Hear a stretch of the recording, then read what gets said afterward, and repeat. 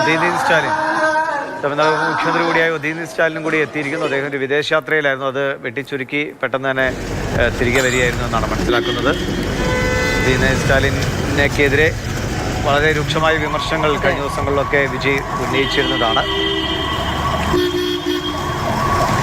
ചെന്നൈയിലെത്തിയതായിരിക്കണം. ചെന്നൈയിലെത്തിയ ദൃശ്യങ്ങളാണ് തോന്നുന്നു ഉദയനിധി സ്റ്റാലിൻ്റെ പുറത്ത് വന്നിരിക്കുന്നത്. അദ്ദേഹം വൈകാതെ തന്നെ കരൂരിലേക്ക് ഉദയനിധി സ്റ്റാലിൻ എത്തുകയും ചെയ്യും. ഇന്ന് എനിക്ക് തോന്നുന്നു മരണപ്പെട്ടവരെല്ലാ വീടുകളിലേക്കും രാഷ്ട്രീയ നേതാക്കളുടെ ഒരു ഒഴുക്കുണ്ടാകാനുള്ള സാധ്യതകളുണ്ട്. ആ ഉദയനിധി സ്റ്റാലിൻ്റെ ദൃശ്യങ്ങൾ വീണ്ടും.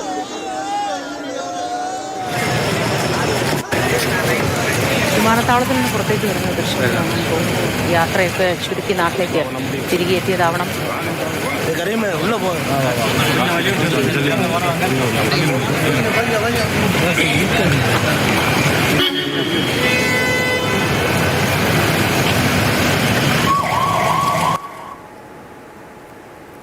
അങ്ങനെ ഓരോ രാഷ്ട്രീയ നേതാക്കളായി അങ്ങോട്ടേക്ക് എത്തിക്കൊണ്ടിരിക്കുന്നു.